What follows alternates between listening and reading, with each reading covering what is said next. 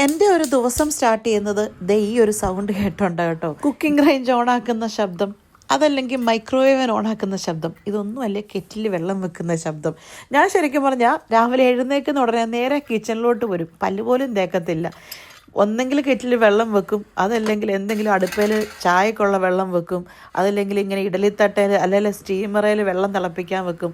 ഇതൊക്കെ ചെയ്തിട്ടാണ് പിന്നെ ഞാൻ പല്ല് തേക്കാൻ പോകുന്നത്. കാരണം ഉണ്ടല്ലോ, അത്രയും സമയം ലാഭിക്കാമല്ലോ. കാരണം ഈ രാവിലത്തെ സമയം എന്ന് പറഞ്ഞാൽ നമ്മൾ എത്ര സ്പീഡിൽ ഓടിയാലും നമുക്കൊരു സമയം കിട്ടത്തില്ലെന്നേ, സമയം അങ്ങ് തികയത്തില്ല. അതെന്നാന്ന് ഇതുവരെ എനിക്ക് മനസ്സിലായിട്ടില്ല.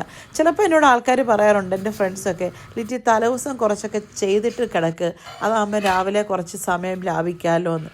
ഞാൻ എത്ര ചെയ്ത് നോക്കിയാലും എനിക്കങ്ങനെ കിട്ടത്തില്ല.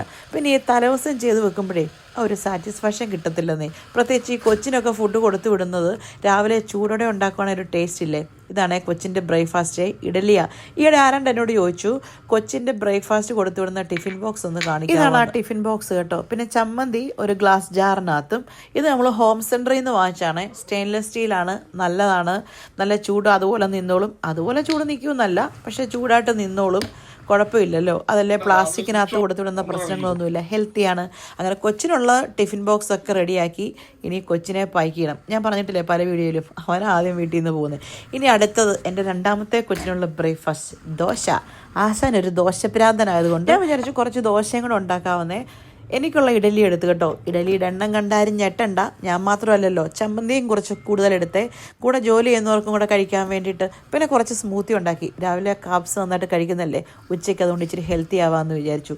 ഇനി ഓടിപ്പോയി കുളിക്കണം, ഒരുങ്ങണം, അതിന് മുമ്പ് ചെറുതായിട്ടൊന്ന് പ്രാർത്ഥിക്കണം. ആ ക്ലോക്കിലെ സമയം കണ്ട ആരും ഞെട്ടണ്ട. ഒരു 10 മിനിറ്റ് ഞാൻ നേരത്തെ ചെയ്ത് വെച്ചേക്കുന്ന കേട്ടോ, അല്ലെങ്കിൽ എനിക്ക് ഭ്രാന്തി പിടിക്കും.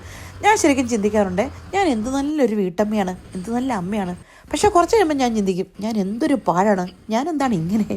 ചില സമയത്ത് ഞാൻ ചിന്തിക്കും, ഇവന്മാർക്കൊന്ന് നന്നായിക്കൂടെ, ഇവന്മാരെന്താണ് ഇങ്ങനെ. സത്യം പറഞ്ഞാൽ ശരിക്കും ഞാൻ ആരാ. അങ്ങനെ ജോലിക്ക് കയറിയപ്പോൾ തൊട്ട് തീറ്റയോട് തീറ്റ. ആദ്യം ചോക്ലേറ്റ് വന്നു, പിന്നെ ചക്കവറുത്ത് വന്നു, പിന്നെ കായ വറുത്ത് വന്നു. പക്ഷെ ചക്കവറുത്തതിൽ മാത്രം ഞാൻ തലകുത്തി വീണു. പിന്നെ ലഞ്ചിനാണെങ്കിലും മന്തിയോ ബിരിയാണിയോ എന്ന് വേണ്ട, അങ്ങനെ പലതും. അവസാനം ഇതെല്ലാം ദഹിപ്പിക്കാൻ ഒരു കോഫി. അങ്ങനെ എൻ്റെ ആമാശയം എന്നോട് തന്നെ ചോദിച്ചു, ഇവക്ക് ഭ്രാന്തായതാണോ അതോ ഞങ്ങൾക്ക് ഭ്രാന്തായതാണോ? അപ്പോൾ ശരി, എന്നാൽ പോയിച്ചു വരാം.